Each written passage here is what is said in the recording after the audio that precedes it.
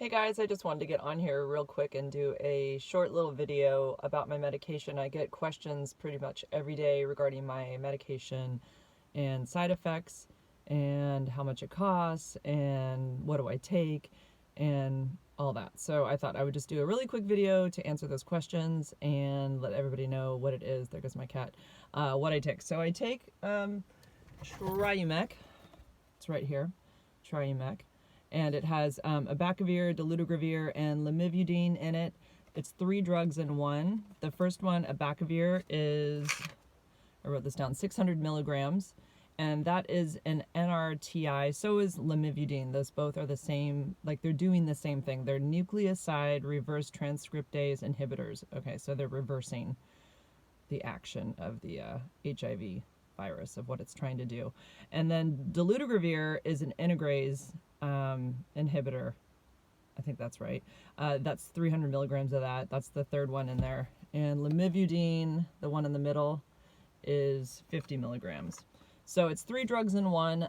There's the brand name for it, of course, is Triumeq. The brand names for other medications out there that are common. This came out August 22nd, 2014 in the US. Just in time for me to have HIV. How convenient, because I was diagnosed in 2016, so it was already out on the market, and it's, you know, one of the newer drugs that has less side effects, thankfully. So I was able to get started on that, and I've been able to stay on it ever since. It's been 4 years now that I've been on it. And I can say that the only thing, well, really quick, the other medications I was going to name, Dovato is a newer medication that just recently came out. It's just 2 drugs in one. So they have one less NRTI, where I have 2 of those.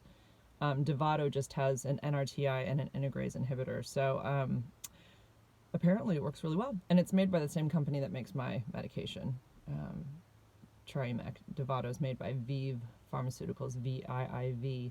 Biktarvy is another one that's real common. Stribild, I don't hear anything about Stribild. I had to try that originally because my genetic makeup, when they tested me for what drugs would work for me and what I was resistant to and sensitive to, that was one of them. And so my doctor tried it, but I don't know, I don't think I was totally better from like everything I was going through. So when I took it, I got really sick. Just couldn't stop barfing all day. It was like dry heaving all day. I think I took it for 4 days, and we just stopped it. And then I went off all HIV medication for about 2.5 weeks until I recovered fully from, or like was in a much better place with the pneumonia. So, but then when I went back on medication, I went on Triumeq, and like I said, that's the one that's worked for me. Descovy is another one. Prescobix, those are all different medications that I've heard of. Those are the brand names. What else was I going to say? So side effects for abacavir is trouble sleeping, headache, diarrhea, skin rash, fever. And you know, some of these are more common than others, obviously, with side effects. That's with any medication. Trouble sleeping has definitely affected me, and kind of wild dreams, which I don't know, I don't mind that at all. But the sleeping part, the insomnia has definitely been an issue, so I've adjusted the time when I take my medication. So right now I take it at 2:30 in the afternoon, which is new for me. I used to take it around 4:35, and it had been affecting my sleep a lot. And when I don't sleep well, I get restless leg syndrome. It's all related to me not sleeping well. The restless leg syndrome I've had my whole life, so it's not related to the medication. But if I'm not sleeping well, that kicks in, and then it's just all kind of a big freaking nightmare. So I adjusted my medication by going back an hour each day until I got to the time I wanted. So if that makes sense, like I usually take it at 4:30, and then I went back an hour and took it at 3:30 the next day, and then the next day at 2:30, and then I have just continued to do the 2:30, and it has really helped. So I do get that. Let's see, headache, diarrhea. Diarrhea, I don't have. Skin rash, I have never had that. It's a very common reaction to medications. I know from people who take medication, and then they just, if it's too much of an issue and it doesn't go away, they will switch them to something else.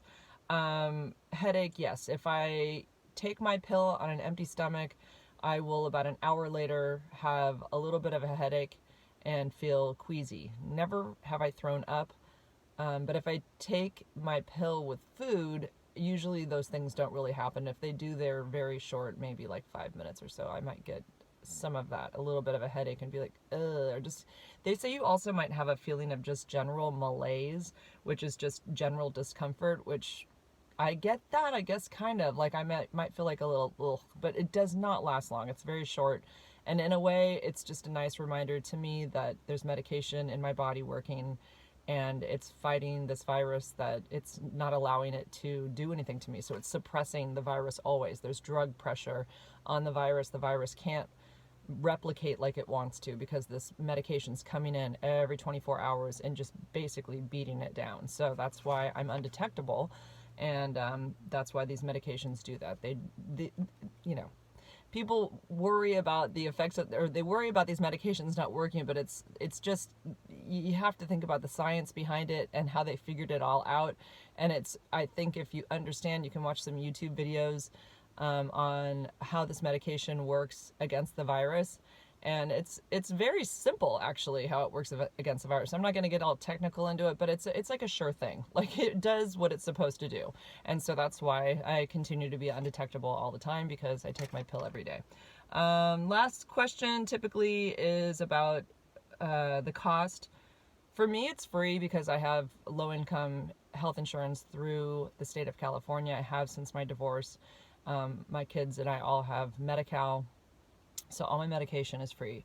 But I've never heard of anybody paying for HIV medication full price out of pocket. Never. There's programs available, and typically, well, of course, when you're diagnosed, somebody who you've gone to see, the doctor or some health clinic, is going to steer you in the right direction as to how to get medication, and obviously how to get it as economically beneficial for you. So don't worry about that. Like, a lot of people are afraid to test because they say, oh my God, I'm going to lose my job. I won't have enough money to pay for this.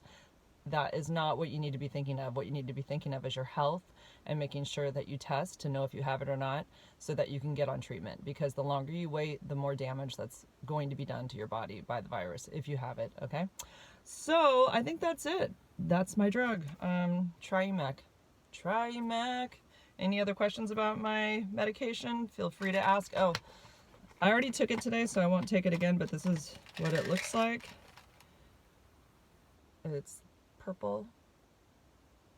You know, people say it's a big pill. It doesn't bother me. I've never had trouble taking pills, so it's just a big swallow of water and it's down, so no problem.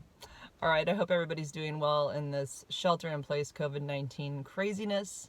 Be sure to follow me on Instagram and at VonGirl24, and now TikTok. I don't know. I haven't done another video yet, but I probably will. Okay, guys. Bye. I forgot to say I don't take any supplements or vitamins. I never have. I'm just not into it. I don't know why. In the past when I've tried, they make me feel sick. So I just take my pill. That's it.